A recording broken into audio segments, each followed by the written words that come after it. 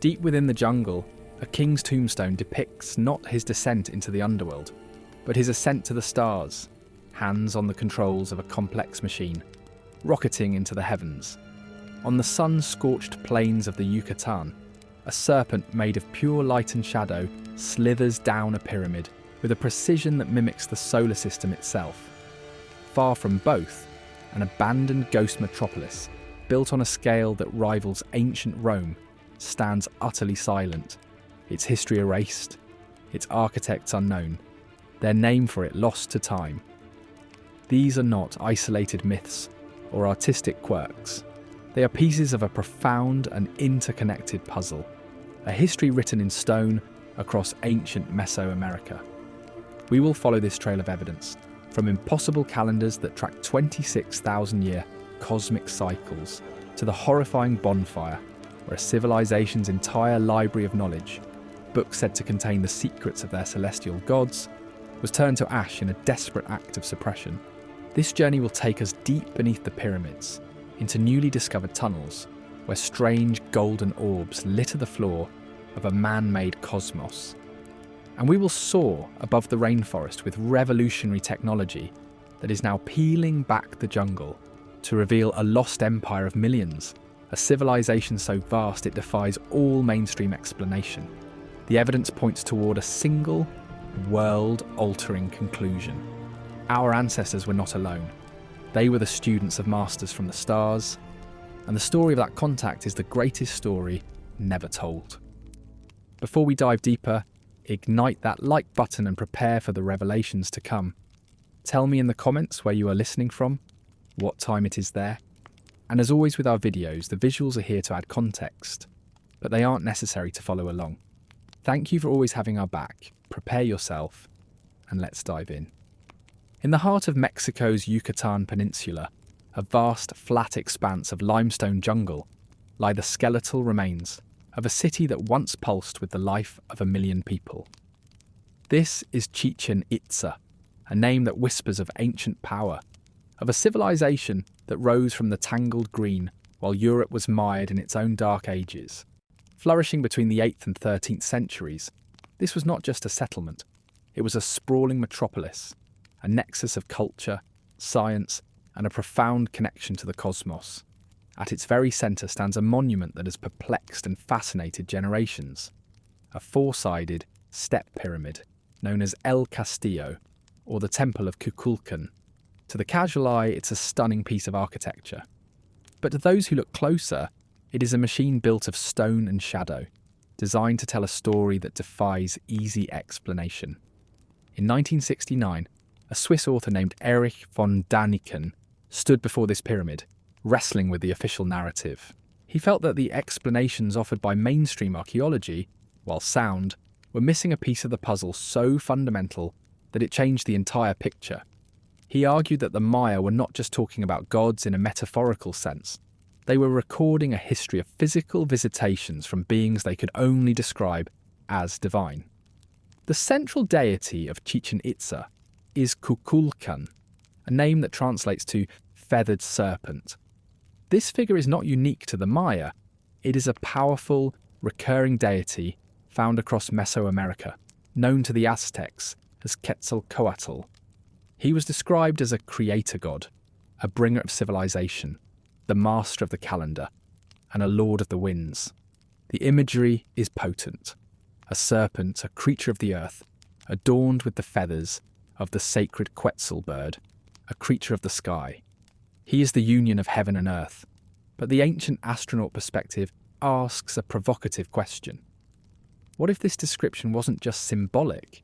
What if the ancestors of the Maya saw something in the sky that they struggled to articulate, a craft that moved like a snake, but possessed the ability of flight?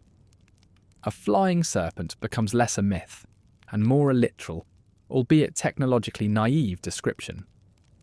Chichen Itza, according to local legends passed down through generations, was a place where these gods descended, a direct interface between their world and ours. El Castillo, then, is not just a temple of worship, it is a monument to contact. The most compelling evidence for this is an event that occurs twice a year, with a precision that is nothing short of miraculous.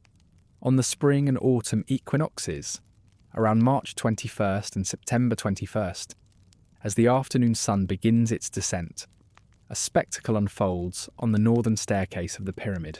El Castillo is not a simple structure. It is an intricate astronomical calculator. It has 9 distinct terraces, or steps, on its way to the summit. As the sun's rays strike the northwest corner of these terraces, they cast a series of 7 distinct triangular shadows onto the balustrade of the main staircase. As the minutes tick by, these triangles of shadow merge, forming a long, undulating, diamond-backed pattern. This pattern creeps slowly, inexorably down the side of the pyramid, connecting perfectly with a massive carved serpent's head at the very base of the staircase. For a fleeting moment, the illusion is complete. A 120-foot-long serpent of pure light and shadow has descended from the temple at the peak to the ground below. As the sun sets further, the serpent dissolves back into stone. The message, as von Däniken saw it, was not an abstract celebration of the changing seasons. It was a literal, annual reenactment of an event. The god Kukulcan, the feathered serpent, descends from the heavens, visits humanity, and then as the sun vanishes, he departs. The pyramid itself is a promise of his return, a clock counting down to a future event. The mathematics encoded in the structure are staggering. Each of the 4 staircases has 91 steps. Multiply that by 4 and you get 364. Add the single platform at the top and you have 365, the precise number of days in a solar year. The 9 terraces are thought to represent the 9 levels of the Mayan underworld, Xibalba. The 52 panels on each side of the pyramid represent the 52-year cycle, at which point the Mayan solar and ritual calendars perfectly realign, a moment of immense cosmic significance for them. This wasn't built by people guessing at the stars. This was built by masters of astronomy, engineering, and mathematics. But there are secrets to this pyramid that go even deeper. One is a phenomenon known as archaeoacoustics. If you stand at the base of the pyramid's main staircase and clap your hands once, the echo that returns is not a simple reverberation. The sound waves bounce off the tiered steps of the staircase in such a way that the echo is distorted into a high-pitched chirp, an almost perfect acoustical replication of the call of the Quetzal bird, the very bird whose feathers adorn the serpent god Kukulcan. Did the Maya intentionally engineer the pyramid steps to transform a human handclap into the voice of their god? To achieve this would require a mastery of acoustic physics that we are only now beginning to understand. It implies that the pyramid was designed not just for sight, but for sound, creating a fully immersive, multi-sensory experience designed to invoke the presence of the god. Another more recent discovery adds a final chilling layer. Using a non-invasive technique called 3D electrical resistivity tomography, scientists have scanned beneath the bedrock of El Castillo. They found that the entire pyramid was built directly over a massive cenote, a natural sinkhole filled with water, nearly 100 feet wide and 65 feet deep. In Mayan cosmology, cenotes were sacred portals to the underworld. This means the Temple of Kukulcan is a cosmic axis, a true centre of the world, connecting the heavens above, the earth on which it stands, and the watery underworld below. It was deliberately and perfectly positioned. The mainstream archaeological view is that this is a magnificent temple, a testament to the Mayas' sophisticated understanding of the cosmos. The alternative view, however, insists we are missing the point. It argues that this isn't just a symbol of their cosmology, it's a record of their history. The precision isn't for worship, it's for accuracy. The serpent isn't a myth, it's a memory of a vehicle. And if this one structure at Chichen Itza contains such a profound message, it begs the question, what other messages, what other records of these celestial visitors have been encoded in stone, waiting for us to decipher? If the serpent of light at Chichen Itza is a message written in solar mechanics, then hundreds of miles to the southwest, nestled in the lush, rain-soaked hills of Chiapas, a different kind of message lies carved in a single, breathtaking piece of stone. This is the ancient city of Palenque, a place of ethereal beauty where pyramids and palaces emerge from the jungle mist like lost thoughts. While Chichen Itza speaks of grand public ceremony, Palenque whispers more intimate secrets. Here in 1952, after 4 long years of painstaking excavation, Mexican archaeologist Alberto Ruiz Luillier made a discovery that would rival the unsealing of Tutankhamun's tomb. Hidden deep inside the Temple of the Inscriptions, behind a cleverly concealed stone slab in the floor, he found a stairway choked with rubble. Clearing it led him down into the cool, dark heart of the pyramid, to a crypt that had been sealed for more than 1,200 years. Inside lay the remains of one of the Maya's greatest rulers, Janab Pacal, or Pacal the Great. But it wasn't the jade death mask or the rich funerary offerings that would ignite a global controversy. It was the lid of his sarcophagus. This is not some small decorative plaque. It is a monolithic slab of limestone, weighing an estimated 5 tons and measuring roughly 12 feet long by 7 feet wide. The entire surface is covered in one of the most intricate and debated carvings in human history. The official mainstream interpretation is a beautiful and complex piece of Mayan cosmology. It depicts Lord Pacal at the moment of his death, falling from the sacred world tree, the Kukulcan, which connects the heavens, the earth, and the underworld.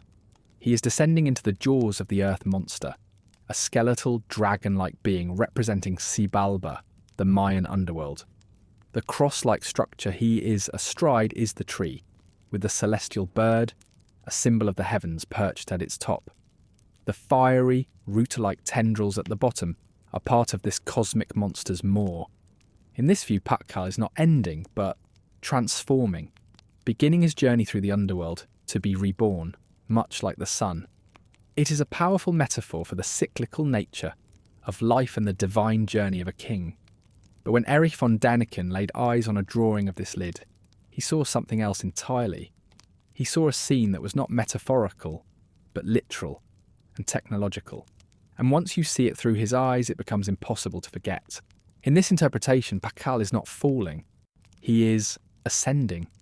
He is seated, leaning forward in a posture of intense concentration, a position familiar not to a king on a throne, but to a pilot in a cockpit. Look at his hands. His right hand is delicately poised over a device that looks for all the world like a control panel, his fingers seemingly ready to flick a switch or turn a dial. His left hand grips a lever, much like a modern joystick or throttle control. Even his feet are engaged. His left heel rests on what appears to be a multi-level pedal. He isn't passive. He is actively operating a machine. Then there is the device on his face. Tubes run from a small apparatus fitted directly to his nose. To an archaeologist, this might be a symbolic nose ornament representing the breath of life. To a 20th century observer, it is an oxygen mask, a breathing apparatus for high altitude or space travel. The chair he sits in is not a throne, but a form-fitting pilot seat, complete with headrest and what appear to be safety restraints. The entire assembly is housed within a conical object, a capsule. And at the bottom, where mainstream archaeology sees the roots of the world tree, the ancient astronaut theory sees something undeniable: propulsion. The carving depicts intense, stylized flames and smoke, billowing outwards with a sense of directed force. The entire composition changes from a man falling into the earth to a man rocketing towards the stars. The world tree becomes a launch gantry, and the maw of the underworld becomes the fire and fury of an engine. The two interpretations could not be more different. One is a beautiful, spiritual myth. The other is a stunningly precise technical drawing, rendered in an ancient artistic style. So, which is it?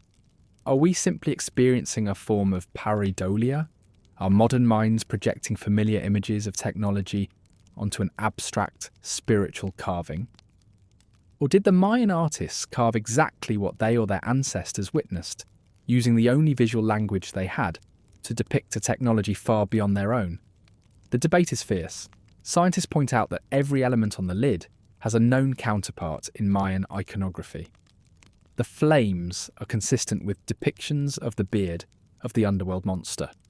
The controls are just standard artistic representations of hands, yet the coincidences pile up until they strain credulity.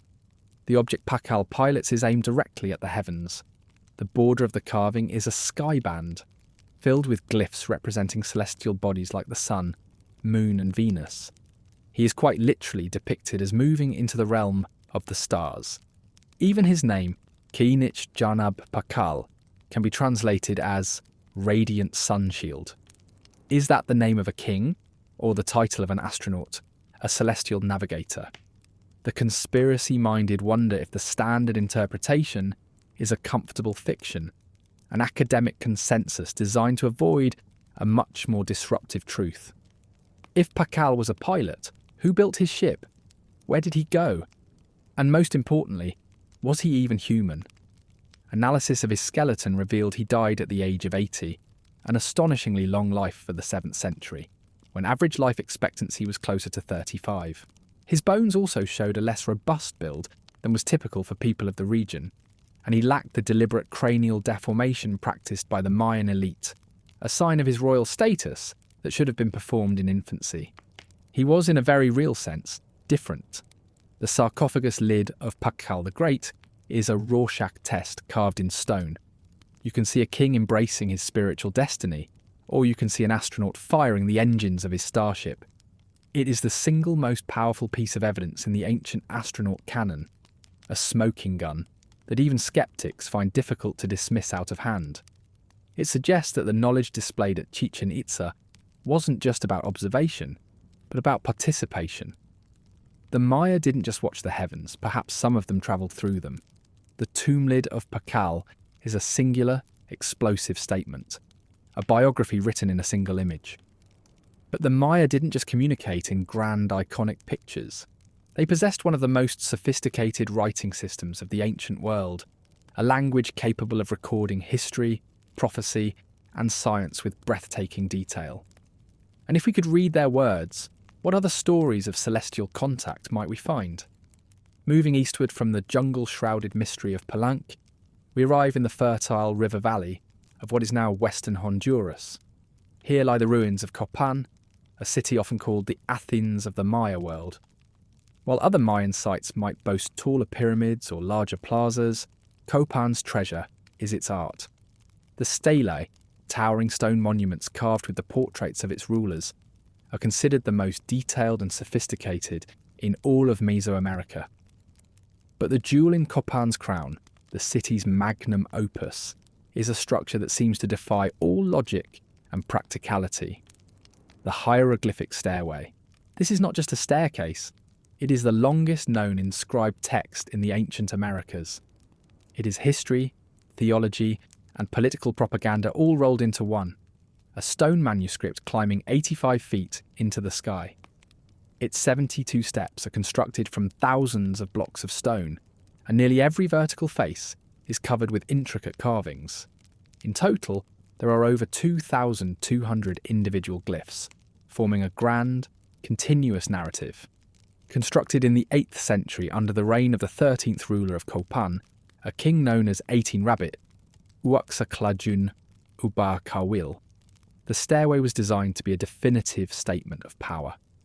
Its purpose was to cement his legitimacy by chronicling the complete history of the Copan dynasty, tracing his lineage back through all his predecessors to the very founder of the city, a mysterious figure named Kiinich Yax Kuk Mo, or Radiant First Quetzalcoatl. For centuries, this epic text was utterly silent. The glyphs were a beautiful but incomprehensible puzzle. The Spanish conquest had brutally severed the chain of knowledge, and the ability to read this complex language was lost. Scholars could recognize dates and numbers, thanks to the Maya's elegant bar and dot numerical system, but the words, the stories, the names, they were gone. It wasn't until the late 19th century that a German librarian named Ernst Förstermann, poring over one of the few surviving Mayan books, the Dresden Codex, began to crack the code. He was a mathematician, and he recognized that the Maya were not just writing stories, they were doing math. He unlocked the secrets of their astronomical tables and their calendar systems, paving the way for future epigraphers to finally give voice to the silent stones. The Mayan writing system is a work of genius, a logosyllabic script that marries two distinct forms of communication. On one hand, you have logographs, single, often pictographic symbols that represent an entire word, like a stylized jaguar head for the word balam, jaguar. On the other hand, you have syllabograms, phonetic glyphs that represent the sound of a syllable, like ba, la, or ma. A scribe could write the word for jaguar using the single logograph, or by combining the three syllabic glyphs for ba, la, ma. This gave the language incredible flexibility and artistic potential.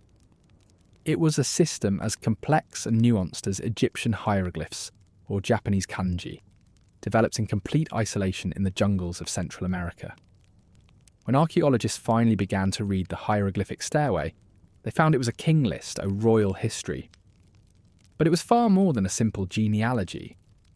The inscriptions don't just say, "This king followed that king." They weave a tale where the line between mortal and divine is deliberately and constantly blurred.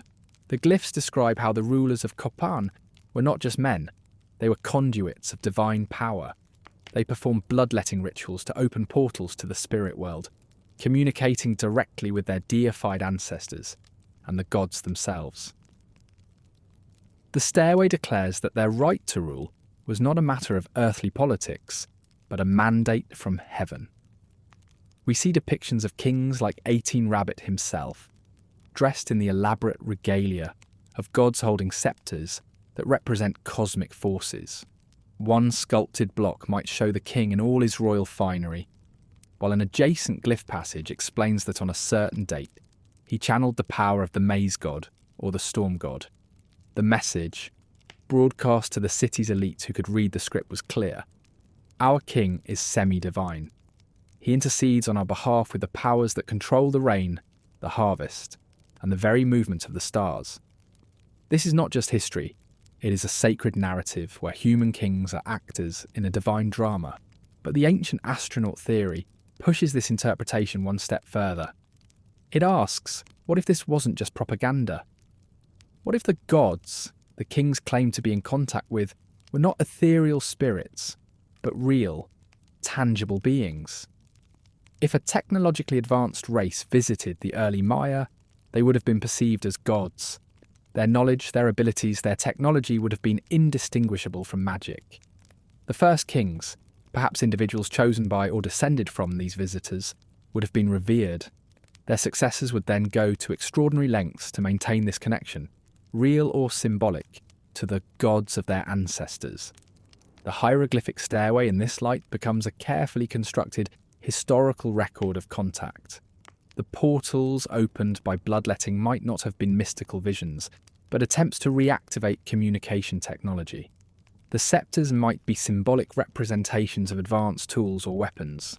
Giorgio A. Tsoukalos, a prominent proponent of this theory, suggests that the original cabal of priests and kings were in direct communication with extraterrestrials. This contact was the source of their power and authority. They were given knowledge of astronomy, mathematics, engineering that set them apart from the common people. This knowledge was then jealously guarded, wrapped in ritual and myth, and used to maintain a rigid social hierarchy. The commoners, it is believed, could not read the glyphs. The history on the stairway was a story told by the elite, for the elite. It was a way to justify their rule, and the divine connection was the ultimate trump card. The story of rulers claiming descent from gods is common throughout the ancient world, from the pharaohs of Egypt to the emperors of Japan. The question is, why is this story so universal? Is it a simple, effective tool of political control that different cultures stumbled upon independently? Or does it stem from a common, forgotten memory of a time when gods really did walk among us and involve themselves in the selection of our leaders? The tragedy of the hieroglyphic stairway is that we may never know its full story. When the structure was rediscovered, the steps had collapsed into a jumbled heap at the base of the pyramid. In a rush to restore the monument, archaeologists reassembled the blocks in what they thought was the correct order. They were wrong. Only the bottom few rows are in their original position. The rest of the 2,200 glyphs are a chaotic, scrambled mess. It's like finding a 1,000-page book with all the pages torn out and shuffled randomly. We can read individual sentences, get fragments of the story, but the grand overarching narrative is lost perhaps forever. We know it tells the story of kings who claim to speak with gods. What we don't know, and what might be hidden in that scrambled text, is a more precise description of who, or what, those gods truly were. The stairway at Copan stands as a testament to Mayan genius and a heartbreaking monument to lost knowledge, a history written in stone that we can see, but no longer fully read. The Maya were obsessed with time. For them, it wasn't a linear river flowing from a fixed past to an unknown future. It was a series of immense interlocking cycles, a great cosmic engine of repeating patterns. They believed that if you could understand the cycles, you could understand the mind of the gods and even predict the future. Keeping time was not a mundane task, it was a sacred science, a form of magic that granted immense power to the priests and kings who mastered it. Their calendars were not simple tools for tracking holidays or planting seasons. They were complex, multi-layered systems for charting the movements of celestial bodies with a precision that, in some cases, rivals or even exceeds what was possible in Europe until the advent of the telescope. They didn't just track the sun and the moon, they were fanatical observers of Venus, charting its 584-day synodic cycle with such accuracy that their calculations, recorded in the Dresden Codex, are off by only a few hours over a period of 500 years. This is astounding for a civilization that supposedly relied only on the naked eye. But their most awe-inspiring and enigmatic creation was the long count calendar. This was their grand, epic timescale, a system for tracking vast eons of time. It began on a mythological start date corresponding to August 11th, 3114 BCE, and was designed to run for 13 baktuns, a cycle of roughly 5,125 years. This calendar became globally famous for ending on December 21st, 2012, sparking a worldwide phenomenon of doomsday prophecies and spiritual awakenings. But the Maya never said the world would end on that date.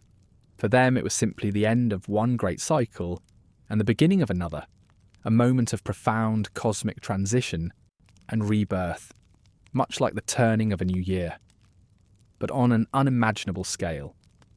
The real question is not what would happen on that date, but why they chose it.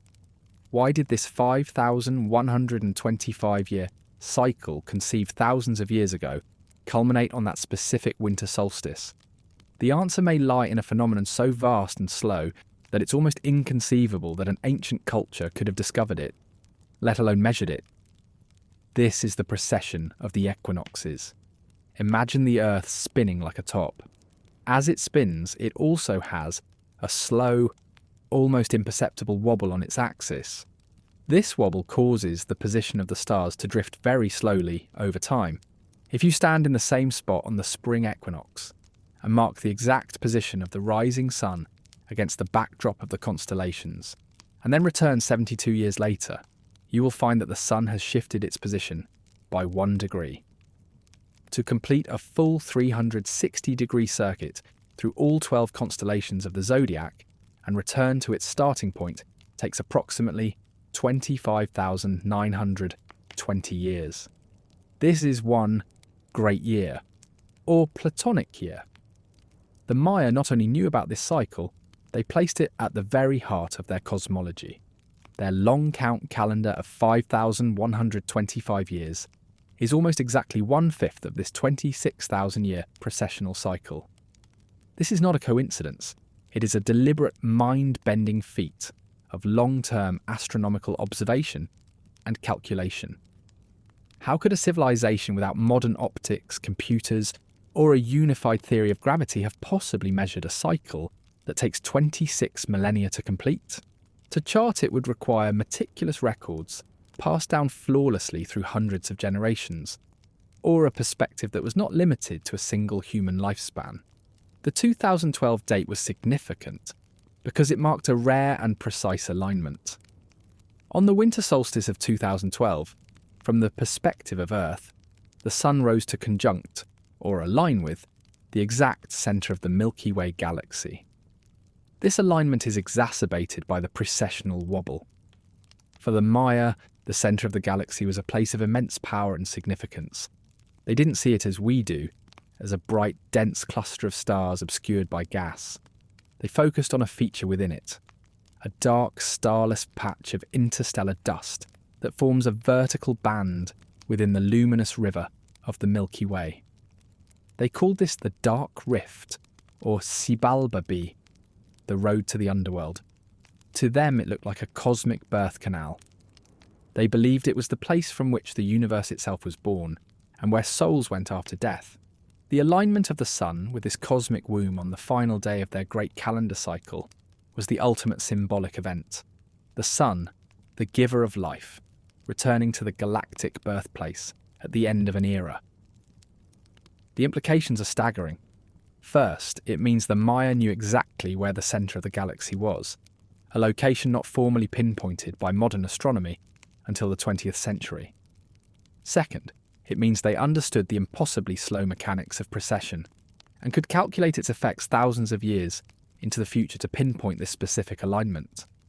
Mainstream science suggests they achieved this through centuries of patient, naked eye observation. But that is an extraordinary claim. To track a movement of 1 degree every 72 years requires a level of institutional continuity and scientific rigour that is difficult to fathom. It would be like a single family in ancient Rome, starting an astronomical project that would not be completed until today. This is where the ancient astronaut theory offers a simpler, if more radical, explanation. Proponents like Giorgio Tsoukalos argue that the Maya did not discover this knowledge. It was given to them. Knowledge, he states, is the currency of the universe. If an advanced extraterrestrial civilization wished to give a developing culture a gift, it wouldn't be trinkets or weapons. It would be knowledge. And what could be more fundamental knowledge than a user's manual for the local star system? An advanced civilization would naturally understand orbital mechanics, precession, and galactic coordinates. They could simply tell the Mayan priests, "Here is the blueprint of your cosmic neighbourhood. Here is how the cycles work. This major alignment will happen in 5,125 of your years. Use it to build your civilization." The long count calendar, in this view, is not a testament to Mayan observational genius, but a piece of inherited science. The myths explicitly state this. The Maya themselves claimed that their knowledge of the calendar, astronomy, and mathematics was a gift from the gods brought down from the stars. Are we to dismiss their own explanation of their history as mere metaphor? The conspiracy theorists take it a step further. Could this galactic alignment have a physical effect, not just a symbolic one? Some have speculated that the centre of the galaxy, with its supermassive black hole, Sagittarius A star, emits gravitational waves or other unknown energies that could be focused by such an alignment, potentially affecting consciousness or even the physical planet. Was the 2012 data warning or a promise of an upgrade? While these ideas stray into pure speculation, they highlight the profound mystery at the core of the Mayan calendar. Whether through unimaginable patience or extraterrestrial tutelage, a Stone Age people created a system for tracking time that is keyed to the slow 26,000-year wobble of our planet. They built their entire civilization around a date thousands of years in their future, a date that coincided with a perfect alignment of our sun with the heart of our galaxy. They were masters of cosmic time, and the source of their impossible knowledge remains one of the greatest enigmas of the ancient world. There is a bizarre and profound irony woven into the very fabric of the Yucatan Peninsula, an irony that links the fate of the dinosaurs to the rise of the Maya. 66 million years ago, long before any human walked the earth, this serene, flat landscape was the scene of an apocalypse. An asteroid, estimated to be at least 6 miles in diameter, slammed into the planet with the force of 10 billion Hiroshima bombs. It struck in the shallow seas of what is now the Gulf of Mexico, just off the coast of the Yucatan. The impact created the Chicxulub crater, a wound in the Earth's crust over 110 miles wide and 12 miles deep. now buried beneath millions of years of sediment. The immediate effects were cataclysmic. Mega tsunamis hundreds of feet high, a shockwave that flattened forests for 1,000 miles, and a superheated blast of rock and dust ejected into the atmosphere. This material rained back down across the globe, heating the air to oven-like temperatures and sparking global firestorms. But the long-term effect was even more deadly. The sheer volume of dust and sulfate aerosols thrown into the stratosphere shrouded the planet in darkness, blocking out the sun for months, perhaps years. This impact winter caused a catastrophic collapse of the global food chain. Photosynthesis ceased, and plants withered and died. The herbivores that fed on them starved, and the carnivores that fed on the herbivores soon followed. This event, known as the Cretaceous-Paleogene extinction event, was a planetary reset button. It wiped out an estimated 75% of all species on Earth, most famously ending the 150 million year reign of the dinosaurs. Scientists like David Morrison from NASA have detailed this grim scenario, explaining how a single, terrible day led to a decade of death and a fundamental reshaping of life on our world. The planet that emerged from this darkness was a new one, a world where the small, resilient mammals that survived in the shadows could finally emerge and diversify, eventually leading to the evolution of primates and, much later, humans. Now, fast forward 65 million years. On this very same patch of Earth, this ground zero for a global extinction, one of the most brilliant civilizations of the ancient world, the Maya, chose to build their greatest cities. Chichen Itza, the home of the Serpent of Light, lies less than 100 miles from the crater's epicenter. This geographical overlap is, to put it mildly, extraordinary. Is it merely a coincidence? A quirk of history that the Maya happened to settle on the scar of the dinosaur's tomb? Mainstream science would say yes. The limestone shelf of the Yucatan provided unique geological features, particularly the cenotes, those natural sinkholes that provided the only reliable source of fresh water in a region with almost no surface rivers or lakes. These cenotes are a direct result of the asteroid impact. The impact fractured the bedrock and created a subtle ring of weakness along the crater's rim. Over millions of years, acidic rainwater dissolved the porous limestone, creating an intricate network of underground caves and rivers that are accessible through these collapsed sinkholes. The Maya centered their entire civilization around these life-giving wells, which they also believed were sacred portals to the underworld. So in a very real sense, the asteroid that killed the dinosaurs created the very landscape that allowed the Maya to thrive. But ancient astronaut theorists like Philip Coppens find this explanation too simple.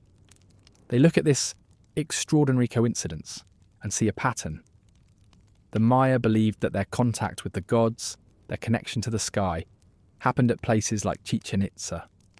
They chose this specific location, of all the places along the Gulf of Mexico, a place where something literally fell from the sky and changed the world forever. Is it possible that this location retained some kind of energy, some lingering property, or was marked in some way that drew the Maya, or their gods, to it? Perhaps the impact site had unique magnetic or gravitational anomalies. Perhaps the deep fractures in the Earth's crust provided a conduit for geothermal or other energies. Or perhaps the story is even stranger. This leads to one of the most controversial and fascinating corners of this theory, the idea that some dinosaurs did not go extinct. While the notion of humans and dinosaurs coexisting is flatly rejected by mainstream science, there is a curious and persistent body of anomalous evidence, particularly in Mesoamerica. Across the region, one finds artwork and artifacts that bear an uncanny resemblance to dinosaur species we're only supposed to know about through fossilized bones. At the Mayan ruins of Bonampak, a famous mural depicts various scenes of ritual and warfare. In one panel, sharp-eyed observers have pointed out a creature that looks remarkably like a pterosaur, a winged reptile that supposedly vanished 66 million years ago. In other areas of Mexico, particularly around Acambaro, thousands of clay figurines were discovered in the 1940s, depicting a shocking array of dinosaur species, from creatures resembling Triceratops and Stegosaurus to bipedal carnivores that look like small raptors, often shown interacting with humans. While the Acambro figurines are widely dismissed by archaeologists as a modern hoax, the sheer volume and anatomical diversity of the collection is staggering. How could the Maya and other ancient peoples have known about dinosaurs? The standard explanation is that they discovered fossils and, not understanding what they were, incorporated them into their mythology as giants or monsters. This is plausible. But some of the depictions are so accurate, so lifelike, that they challenge this idea. They don't look like reconstructions from jumbled bones. They look like illustrations from life. Could small pockets of some dinosaur species have survived the extinction event in isolated remote jungles, persisting for millions of years, perhaps even into the age of humans? The scientific consensus is a firm no. But the art persists. It forces us to wonder if the Maya knew something about the history of their land that we have forgotten. Did their gods, the sky visitors, show them images of the planet's deep past? Or did they encounter living relics of a lost world in the deepest parts of the jungle? The connection between the cosmic impact and the Mayan civilization is a powerful one, even if only geological. It is a story of death and rebirth on a planetary scale. But if the depictions of dinosaurs are to be taken even semi-literally, it suggests that the history written in the rocks of the Yucatan is far stranger and more complex than we imagine. It hints at a world where the lines between epochs are blurred, and where humanity's arrival on the scene may have overlapped with the final act of a much, much older story. Just 30 miles northeast of the sprawling chaos of modern Mexico City lies a ghost metropolis, a city of such scale and precision that it dwarfs any other ancient city in the Western Hemisphere. This is Teotihuacan, a name given by the later Aztecs that translates to the birthplace of the gods, and it is aptly named for the city seems to have been born from a god's mind, appearing in the historical record almost fully formed around the 1st century CE. At its zenith, around 450 CE, it was a thriving urban centre of nearly 8 square miles, home to as many as 125,000 people. This was a city with a rigidly planned grid system, sophisticated multi-storey apartment compounds with intricate plumbing and drainage, and a grand central artery known as the Avenue of the Dead. It was the Rome of Mesoamerica, a cultural and economic powerhouse whose influence spread for hundreds of miles, setting the template for all the great civilizations that would follow, including the Maya and the Aztecs. But Teotihuacan is wrapped in a profound and unnerving silence. We don't know who built it, we don't know what they called themselves, and we don't know what happened to them.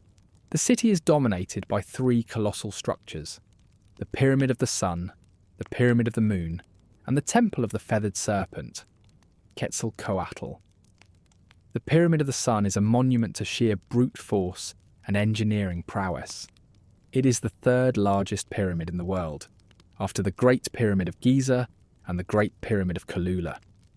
Its base is nearly identical in size to Giza's, a staggering 738 feet on each side.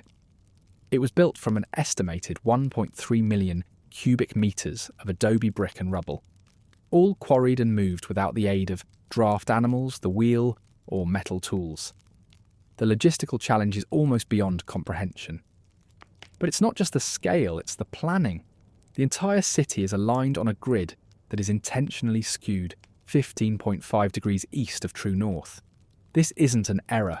This precise alignment tracks the rising point of the Pleiades star cluster on certain key dates, and also orients the main avenue to face the setting sun on the 2 days a year it passes directly overhead at that latitude.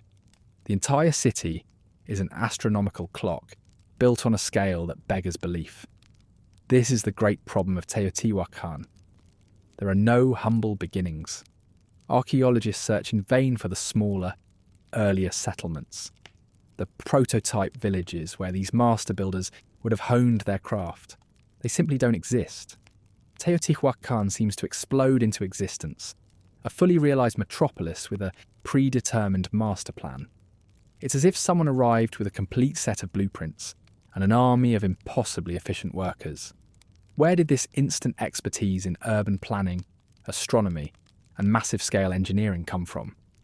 Mainstream archaeology posits a slow development that we simply haven't found evidence for yet, but the absence of that evidence is deafening. We are conditioned to think of ancient peoples as primitive, slowly, and painstakingly developing their technologies. But Teotihuacan challenges that assumption to its core. The technology and knowledge required to design and build this city seem to be far in advance of what the culture should have possessed. The mystery deepens when we look for its history. Unlike the Maya with their verbose, hieroglyphic stairway, Teotihuacan is strangely mute. There are no grand inscriptions boasting of kings' conquests, no stele carved with royal portraits, no written history whatsoever. The art of the city is impersonal, focused on gods, animals, and abstract geometric patterns, not on the deeds of men. We cannot name a single ruler of this mighty empire. It's as if the city was governed by a faceless bureaucracy or an anonymous priesthood, a level of collective organisation that is itself a historical anomaly. The Aztecs, who found the city abandoned and in ruins 1,000 years after its fall, were so awestruck that they believed it could only have been built by giants or gods, and they adopted it as their own sacred place of pilgrimage. Their legends state that this was where the current world, the fifth sun, was created, and where the gods sacrificed themselves to set the sun and moon in motion. This legend is captured in a 16th century account, recorded by a Spanish chronicler named Jerónimo de Mendieta. He wrote down the Aztec legends about their origins, which they traced back to Teotihuacan, and a mythical place called Chicomostoc, the place of 7 caves. The legend Mendieta recorded is bizarre. It describes a giant flint knife falling from the sky, causing the earth to tremble. From this flint knife, 1,600 gods emerged, and it was they who created the Aztec people. One cannot help but make the modern comparison. A giant flint knife descending from the heavens amidst tremors and shaking. Is this a primitive description of a metallic spacecraft landing? Did the ancestors of the Aztecs witness a mass arrival of beings from another world? Aztec creation myths are explicit. The gods made humans from ash, bone, and their own divine blood, creating them in their image specifically to serve and honour them. This isn't a story of gentle creation, it's a story of biological engineering for a purpose. If we apply this lens to Teotihuacan, the silence of the city begins to make a different kind of sense. If the city was built and administered not by human kings, but by a group of extraterrestrial visitors, they would have no need for the kind of personality cult propaganda that human rulers rely on.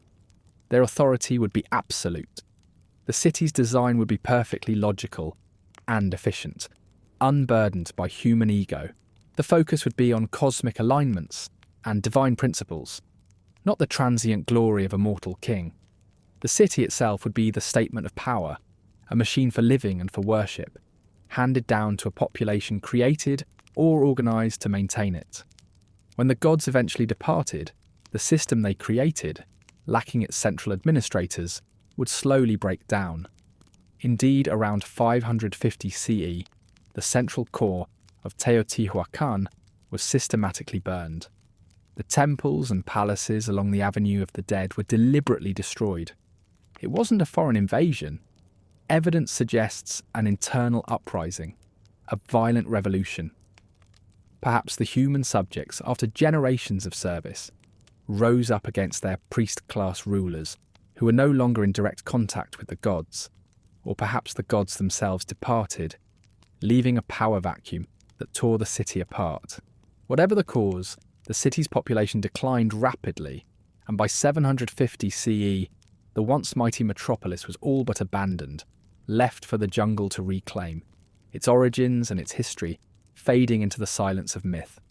Teotihuacan remains a breathtaking anomaly, a city that seems to have no past and no voice, a perfect, logical, impossible city, whose very existence asks us, who were the true architects of this place?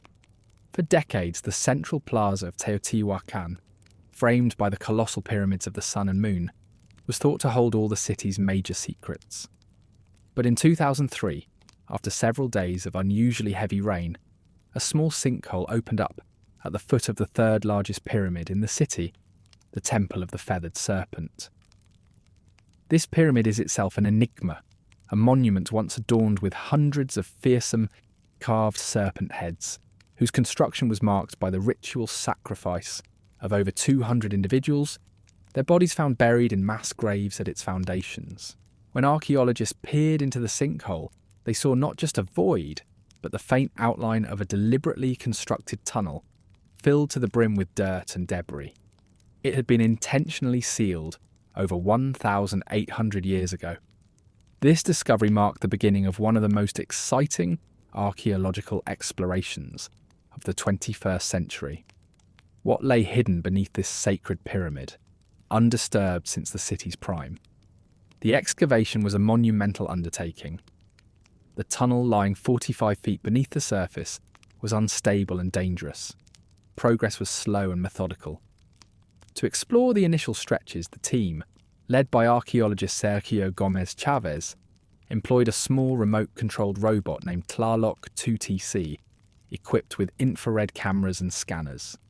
Inch by inch, the robot pushed through the darkness, revealing a perfectly straight 340-foot-long passageway leading directly under the pyramid's centre. The tunnel's construction was astonishingly precise, dug out of bedrock long before the pyramid above it was ever built. This meant the tunnel was not an afterthought. It was the foundational element, the reason for the pyramid's placement. As the human teams followed, carefully removing tons of earth, they began to find offerings, thousands of them, left by the city's ancient inhabitants. There were jaguar remains, beautifully carved stone statues, rubber balls, jade, shells from the distant oceans and arrowheads. It was a treasure trove, but it was all just a prelude. Roughly 250 feet in, the robot's camera transmitted a bizarre image. The tunnel opened into a larger space, a terminus, and the floor was littered with hundreds of mysterious, metallic-looking orbs. When the archaeologists finally reached this chamber, they found a scene of otherworldly beauty. The orbs, ranging in size from 1.5 inches to 5 inches in diameter, were not metal. They had a clay core, but they had been coated in a yellowish powder that was identified as jarosite. Jarosite is a mineral that forms in the presence of pyrites, or fool's gold. When oxidized, the pyrites would have given these spheres a brilliant, shimmering, golden sheen. They looked like miniature planets scattered across the floor of a cosmic cave. The archaeologists had never seen anything like them in any other excavation in Mesoamerica. Their purpose is completely unknown. The chamber itself was just as strange. The walls and ceiling had not been left as bare rock. They had been coated with a special powder made of ground pyrite, magnetite, and hematite. In the pitch blackness of the tunnel, if someone had entered this final chamber with a flaming torch, the effect would have been breathtaking. The flickering light would have reflected off the countless specks of fool's gold on the walls and ceiling, and off the hundreds of golden orbs on the floor. It would have created the illusion of standing in the heart of the cosmos, a grotto filled with 1,000 shimmering stars and planets. The archaeologists believed the chamber was a ritual space, a representation of the celestial underworld, used by the city's rulers for the most sacred and secret ceremonies. It was a man-made universe hidden deep within the earth, but what was the purpose of this elaborate cosmic theatre? The presence of the orbs, looking for all the world like a model solar system, is tantalizing. We know from later cultures like the Maya that Mesoamerican astronomy was incredibly sophisticated. They didn't just track the sun and moon, they were deeply interested in the planets, particularly the naked eye planets: Mercury, Venus, Mars, Jupiter, and Saturn. Could these orbs be a three-dimensional representation of our solar system, used for teaching or for ritual? The connection to Mars is particularly intriguing. The Mayan Dresden Codex, one of the few surviving ancient books, contains what is essentially an astronomical almanac.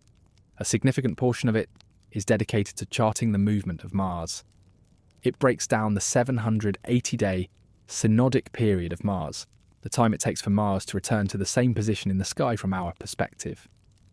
With stunning accuracy, above the Mars tables in the Codex is a drawing of a sky band, a common Mayan symbol for the heavens. Hanging from this sky band is a grotesque dragon-like creature with a long snout. Epigraphers have identified this creature as the personification of Mars. The planet wasn't just a point of light to them, it was a living, breathing entity, a god with a face and a personality, and its movements were deeply tied to warfare and prophecy.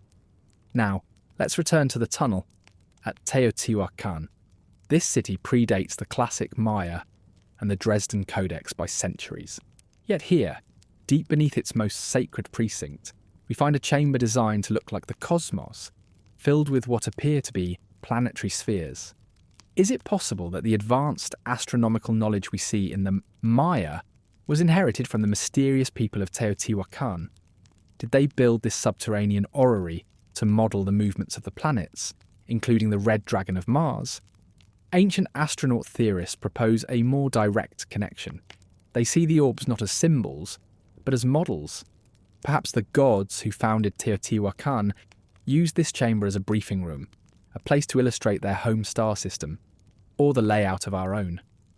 The shimmering walls wouldn't just be for effect, they would be a star map.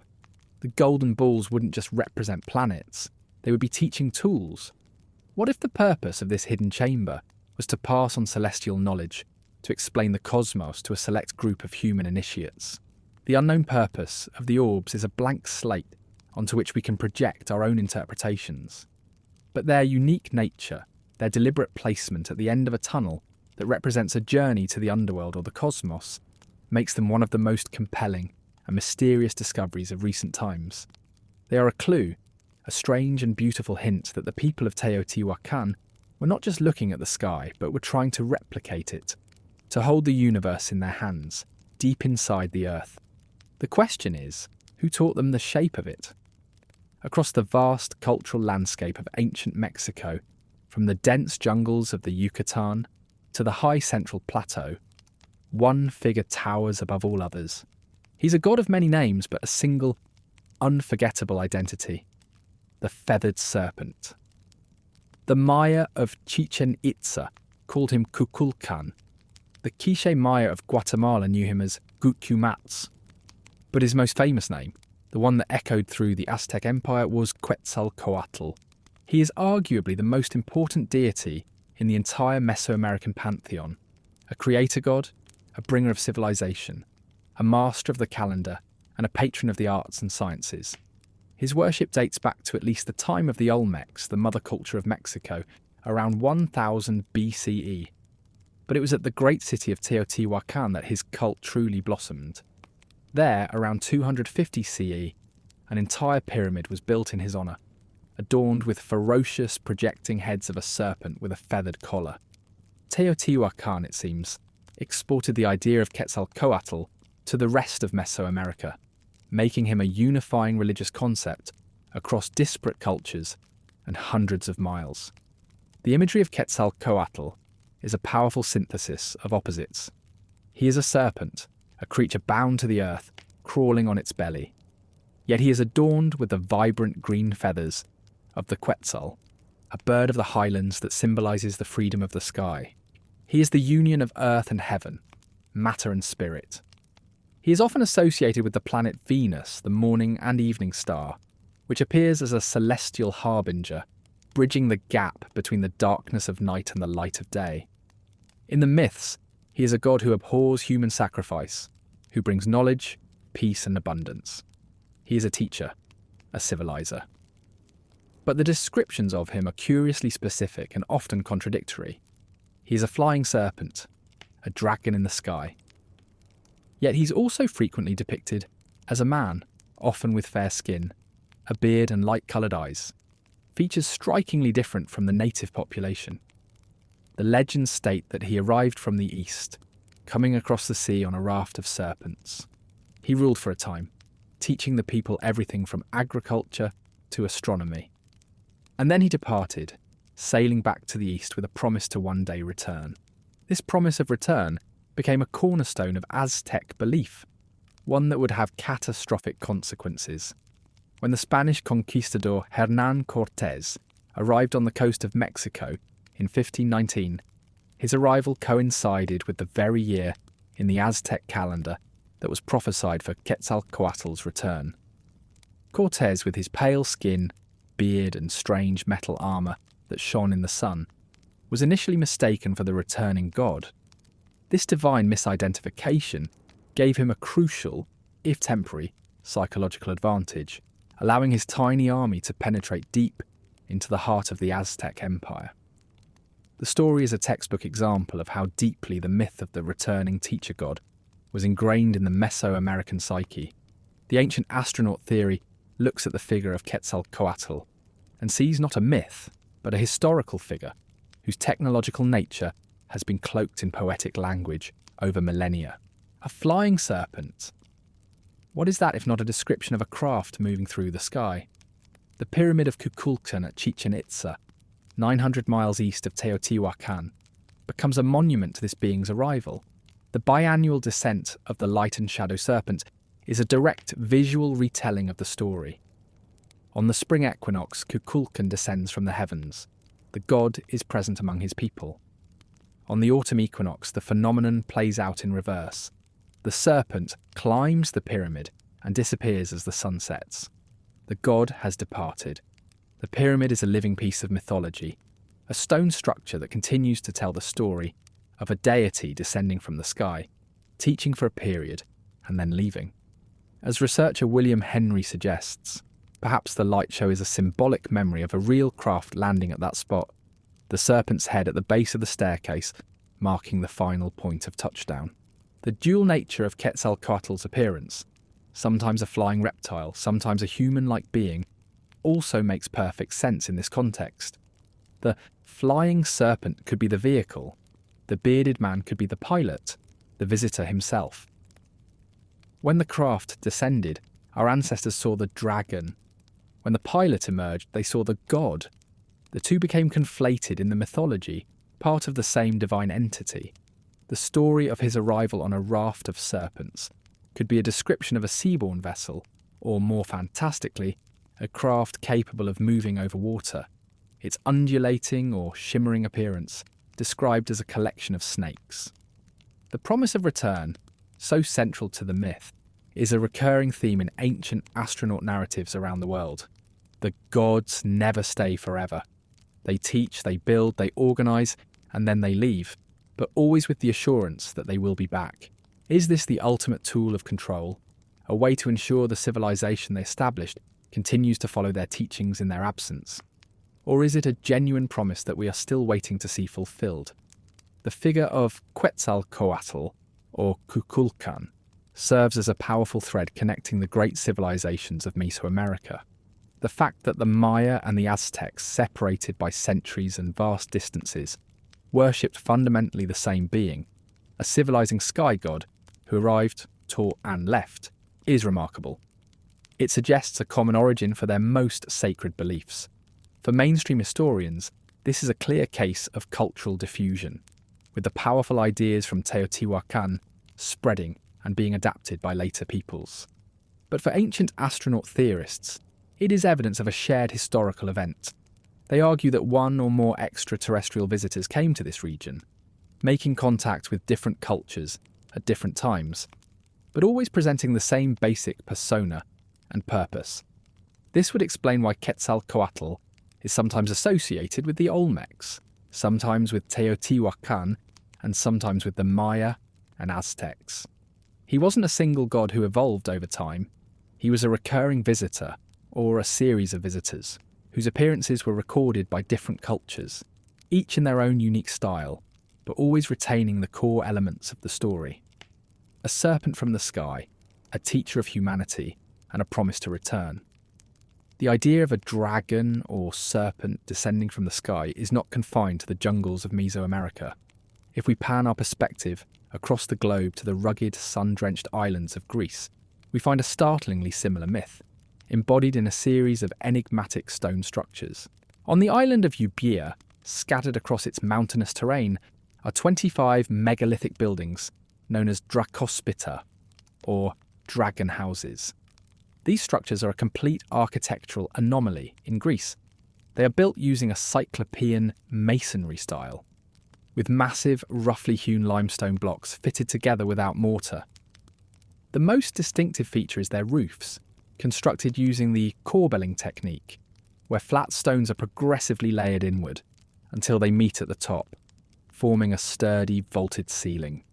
This building style is incredibly ancient and is not found in classical Greek temples.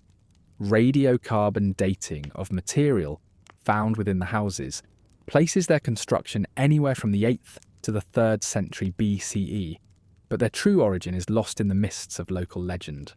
The most famous and best preserved of these structures sits near the summit of Mount Ochi, one of the tallest peaks on the island, at an elevation of nearly 4,600 feet. The location itself is baffling to conventional archaeology. Why would anyone go to the immense trouble of hauling multi-ton stone blocks, some up to 10 feet long and weighing an estimated 10 tons, to the top of a remote, windswept mountain to build a simple stone hut? The logistics are staggering, and there is no obvious practical purpose. It's not a fortress, it's not a temple in the traditional sense, and it's certainly not a dwelling. The local legends, however, provide a fantastical explanation. They say the houses were built by a giant dragon, a supernatural being of immense strength. This dragon was said to be a servant or companion of the god Zeus, the king of the Olympian gods. Here the language becomes critically important. In ancient Greek, the word drakon, from which we get dragon, did not exclusively mean a fire-breathing winged reptile, as it does in modern fantasy. The term could also be used to describe any large serpent, or metaphorically, a being of sharp sight and terrible power. It was often used to describe gods, heroes, and other superhuman figures. The myth associated with the dragon house on Mount Ochi is that this was a place where Zeus himself descended and drove.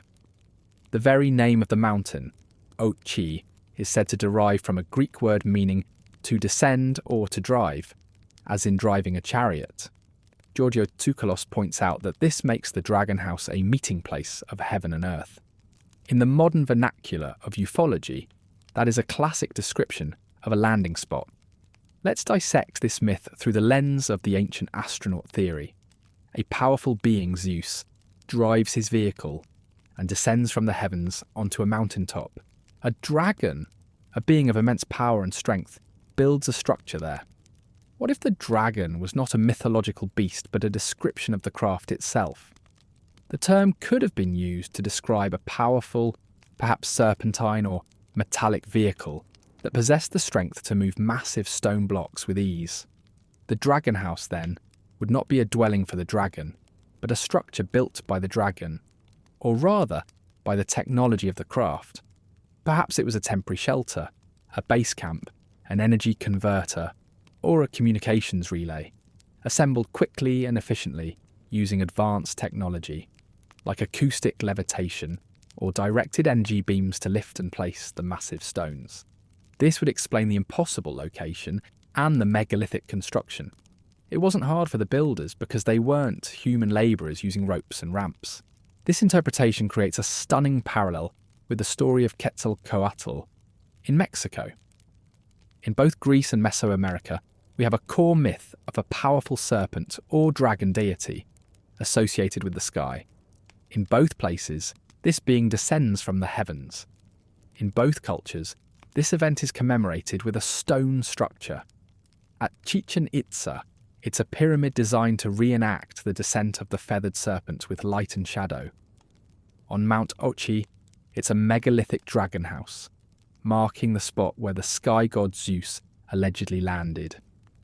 The names and the architectural styles are different, products of their unique cultural contexts, but the underlying story is functionally identical. A sky being lands on Earth, and a monument is built to mark the event. Is this a case of a universal human archetype? The sky god myth appearing independently in different cultures? Or is it evidence of a global phenomenon? The ancient astronaut theory posits that in the distant past, Earth was visited by a multitude of extraterrestrial beings. These visitors were perceived as gods, and their vehicles were described using the best available language of the time. In a culture familiar with large snakes, the craft might be a flying serpent. In a culture with myths of powerful reptilian monsters, it might be a dragon. In another, it might be a fiery chariot or a celestial boat. The descriptions vary, but they all point to the same basic event: a technological vehicle arriving from the sky. The crew of these craft, the gods, then emerged to interact with humanity. This framework suggests that the dragon houses of Greece and the pyramids of Mesoamerica are not just disconnected curiosities. They are different chapters in the same global story, markers left on a planetary treasure map, pointing to the locations of ancient contact. They are part of a network of evidence that suggests our ancestors were not alone, and that the history of our interaction with these gods is written in stone all across the face of the earth, from the jungles of the Yucatan to the mountains of Greece. The common thread is the dragon, not the monster of fairy tales, but the memory of a machine that once flew in our skies. The civilizations of Mesoamerica, particularly the Maya, had developed a level of scientific and cultural sophistication that was in many ways unparalleled in the ancient world. Their intricate calendars, their advanced mathematics, which independently developed the concept of zero, and their complex logosyllabic writing system were all testaments to a powerful intellectual tradition. This knowledge was recorded in thousands of books, screenfold codices made from the bark of the fig tree, coated with a fine layer of plaster, and painted with vibrant glyphs and images. These books contain their history, their astronomical observations, their religious prophecies, their medical knowledge, and their dynastic records. They were the sum total of Mayan knowledge, a library of a civilization's soul. Today, of those thousands of books, only 4 are known to have survived. All the rest were systematically and ruthlessly destroyed. This cultural genocide was largely the work of one man, a Spanish Franciscan friar named Diego de Landa. Arriving in the Yucatan in the mid-16th century as part of the Catholic Church's mission to convert the indigenous population, de Landa was initially fascinated by Mayan culture. He learned their language and documented many of their customs, but his fascination soon turned to fanatical horror. He came to see their complex religion not as a different spiritual path, but as a demonic perversion of Christianity, a form of devil worship that had to be stamped out at all costs. In July of 1562, in the town of Mani, de Landa orchestrated a great auto da fe, a public ritual of penance and punishment. He gathered all the Mayan books he could find, along with thousands of their idols and sacred objects. Then, in a horrific bonfire of knowledge, he burned them all. In his own words from his book, Relación de las Cosas de Yucatán, he wrote, "We found a large number of books in these characters, and, as they contained nothing in which were not to be seen as superstition and lies of the devil, we burned them all, which they regretted to an amazing degree, and which caused them much affliction. The loss is incalculable. It is as if the Library of Alexandria was burned a second time. We lost their perspective on their own history, their explanations for their own science, their keys to deciphering their own monuments. The Maya, who witnessed this event, were not just saddened. They were devastated. It was the obliteration of their identity. The official justification was religious zealotry, the intolerance of the Spanish Inquisition, determined to wipe out any belief system that challenged the supremacy of the Catholic Church. But ancient astronaut theorists ask if there was another, deeper motive, a secret that had to be suppressed at all costs. What if those books contained not just superstition, but inconvenient truths? What if they contained explicit records of the Mayas' interactions with their gods, records that were far too literal and technological for the Church's comfort? Imagine if those codices contained clear depictions of spacecraft, detailed star maps pointing to the visitors' homeworlds, or descriptions of biological engineering. Such information would have been catastrophic to the 16th century Catholic worldview. The Church's authority was based on a very specific cosmology: God in his heaven, man on earth at the centre of the universe, and the devil in hell. The existence of other intelligent spacefaring beings would shatter this model completely. It would raise terrifying questions. Do these beings have souls? Was Jesus sent to save them too? Are they angels, demons, or something else entirely? Something outside the biblical framework? It was far safer, far more expedient to declare all of it the work of the devil and consign it to the flames. The charge of heresy was a convenient and powerful tool to erase any history that contradicted the official one. This theory suggests that the Spanish conquest wasn't just about gold and evangelism, it was also a campaign of information suppression. Evidence for this may lie in the very artifacts the Spanish sought to destroy. All across Mesoamerica, we find strange figures and carvings that defy easy explanation. There are small wheeled clay figures that look like children's toys, found in a culture that supposedly never used the wheel for any practical purpose. Where did the idea come from? There are the famous Olmec colossal heads, with their broad noses and full lips, features that some have argued are distinctly African, suggesting transoceanic contact long before Columbus. There are statues from Vera Cruz that appear to be wearing intricate sealed helmets, reminiscent of a modern pilot's gear. There are figurines that look for all the world like miniature aircraft, with wings, fuselages, and tail fins. One by one, these are dismissed by mainstream archaeology as stylized animals, ritual objects, or artistic quirks. But taken together, they paint a picture of a culture that was familiar with concepts and technologies that shouldn't have existed. If the codices contain the user's manual for these strange artifacts, explaining what they were and where they came from, then their destruction was paramount. The conquerors were not just burning books, they were burning evidence. After the devastation, the narrative could be controlled. The great cities and their impossible feats of engineering could be attributed to primitive people driven by religious fervour. The strange figures could be reinterpreted as mythical beasts. The stories of sky gods could be demoted from history to folklore. The extraterrestrial demigods, as one researcher puts it, pulled back their technology, the airships stopped coming, and the knowledge they had imparted was deliberately erased by a new power that could not tolerate its implications. The question of what happened to the extraterrestrial visitors is a persistent one. Perhaps they simply decided their work was done and left humanity to its own devices. Or perhaps seeing the violent and intolerant nature of the arriving European powers, they decided to go into hiding, to observe from a distance, unwilling to interfere in a conflict they could not control. They may have decided that humanity, having received the seeds of civilization, needed to find its own way, for better or worse. As far as the theorists are concerned, the proof is still there, not just in the 4 surviving codices, but buried under the ruins, waiting to be rediscovered. The Great Burning by De Landa was not the end of the story. It was a desperate attempt to hide the first chapter. The Great Burning of Knowledge by Diego de Landa was a brutal act of cultural erasure, but it was not total.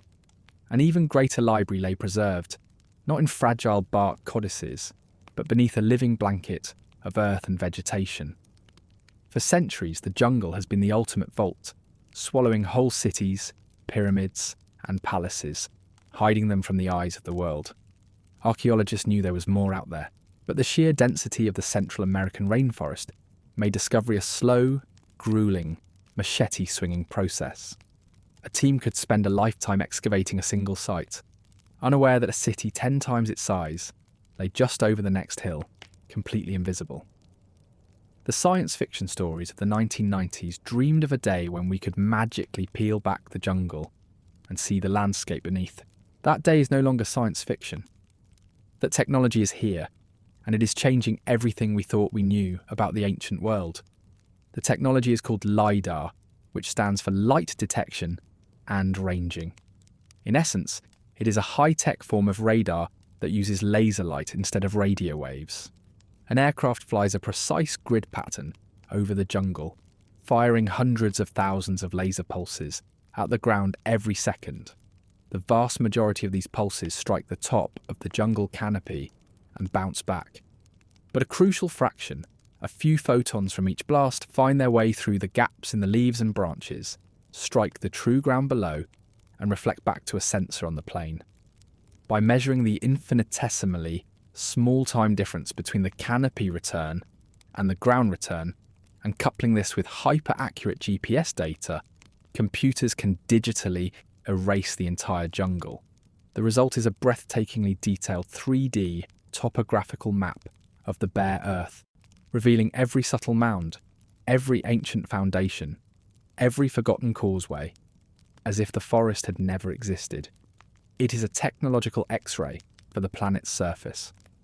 In 2018, the results of the largest LiDAR survey ever conducted over the Mayan lowlands of Guatemala were released, and they were staggering. In a project led by the Palenque Foundation, researchers scanned over 800 square miles of the Palenque jungle. Where they had previously known of a few isolated city-states, the LiDAR revealed a sprawling, interconnected megalopolis. More than 60,000 previously unknown structures were identified. They found houses, palaces, vast agricultural terrace systems, and fortified defensive walls that suggested a landscape of far more endemic warfare than previously understood. Most astonishingly, they uncovered a network of raised stone causeways, called sac biob, that connected these urban centres, allowing for trade, communication, and the movement of armies on a massive scale. The implications of this single survey have been revolutionary. Previous estimates placed the population of the Maya at maybe 2 to 3 million people. The LiDAR data suggests that at its peak, the Mayan civilization in this region alone may have supported a population of 10 to 15 million people, a density comparable to parts of modern Europe or China. They were not isolated pockets of humanity in a hostile jungle. They had conquered the jungle, bending it to their will on an industrial scale. This discovery doesn't just add a few more sites to the map, it forces a complete re-evaluation of the Maya's social and political organisation. To manage a civilization of this size and complexity, without the wheel, without draft animals, without metal tools, requires a level of social engineering and administrative sophistication that we are only now beginning to comprehend. The question echoes louder than ever. Where did this organisational blueprint come from? And it wasn't just the Maya. The LiDAR has been peeling back the secrets of other Mesoamerican cultures as well. Near Lake Pátzcuaro in central Mexico, a scan revealed the full extent of a city belonging to the Purépecha people, the powerful rivals of the Aztecs. The city, called Angamuco, was found to have had roughly 40,000 building foundations, making it as densely built as modern-day Manhattan. Elsewhere in Teotihuacan, new excavations have uncovered what appears to be a Mayan embassy or elite neighbourhood right in the heart of the great metropolis, shattering the idea that these cultures were entirely separate. It points to a deep, cosmopolitan interconnectedness between these civilizations, a sharing of not just goods, but of ideas and perhaps of the very gods they worshipped. And deep beneath Chichen Itza, in 2019, explorers rediscovered a sacred cave system known as Palenque, sealed for 1,000 years, containing hundreds of pristine ritual objects. It seems the Maya lived in a world built on 3 levels: the towering pyramids reaching for the sky, the sprawling cities on the surface, and a secret, sacred world of caves and cenotes hidden in the darkness below. We are standing on an incredible threshold of discovery. The script in the original presentation mentioned satellites looking through the soil, which, while evocative, is a slight simplification. The true revolution is a suite of technologies. LiDAR from the air strips away the jungle canopy. Once a site is identified, ground-penetrating radar can be used on site to map what lies beneath the dirt and rock, without ever digging a trench. We are moving from an age of blind digging to an era of informed, precision archaeology. We are at the very beginning of this new chapter. There are hundreds of thousands of square miles of jungle yet to be scanned. Experts predict that thousands of undiscovered sites will be brought to light in the coming decades. This brings us back to the puzzle. One theorist in the original script used the analogy of a 1,000-piece puzzle, saying you only need 980 pieces to see the final picture. With the advent of LiDAR, we now realise we weren't working on a 1,000-piece puzzle. We were working on a 1,000,000-piece puzzle, and we had only found a few hundred of the pieces. The picture we thought we were building's completely wrong. It is infinitely larger, more complex, and more magnificent than we ever dared to imagine. As this new, high-resolution picture of the past comes into focus, the old explanations start to fray. Could a Stone Age people truly have organised a civilization of 15 million in a dense jungle environment on their own? Or does the sheer scale of their achievement make the controversial idea of an outside influence, a gift of knowledge from the stars, a more plausible hypothesis? Each new city that emerges from the digital darkness, each new causeway that connects a lost dynasty, adds weight to the argument that something extraordinary happened in the ancient Americas. We may be just one discovery away, a hidden tomb, an unlooted library, a strange technological artifact revealed by the laser's light, from finding the ultimate evidence of alien contact, and a definitive answer to the true origin of humanity. The story of Mesoamerica is a mirror reflecting our own deepest questions. It is a story of impossible achievements and catastrophic loss, of cosmic precision and profound mystery. From the Serpent of light descending the steps of El Castillo, to the astronaut king of Palenque blasting off to the stars, the evidence etched in stone challenges our understanding of the past. The silent, grid-like perfection of Teotihuacan, the city of the gods, stands as a monument to architects whose identity is lost to time but whose genius is undeniable. The myths that thread through these cultures, of a feathered serpent, a sky god, a bringer of civilization who promises to return, are so persistent, so specific, that to dismiss them as mere fantasy seems almost willfully blind. We see the echo of these stories across the world, in the dragon houses of Greece and the fiery chariots of ancient India, suggesting a global phenomenon, a shared memory of a time when the sky was a much busier place. And we have seen the desperate attempts to erase this memory, the bonfires of knowledge meant to hide a history that was too disruptive, too dangerous to the established order. But the past is never truly gone, it is simply waiting. Today our own technology has become the key to unlocking this lost world. With every pulse of a laser, the jungle relinquishes another secret, revealing a civilization far vaster and more sophisticated than we ever imagined. We are on the precipice of a new era of understanding, where the lines between myth and history, between god and astronaut, are becoming increasingly blurred. The puzzle pieces are flying onto the table, and the image they are forming is one of an ancient world that was intimately connected to the cosmos.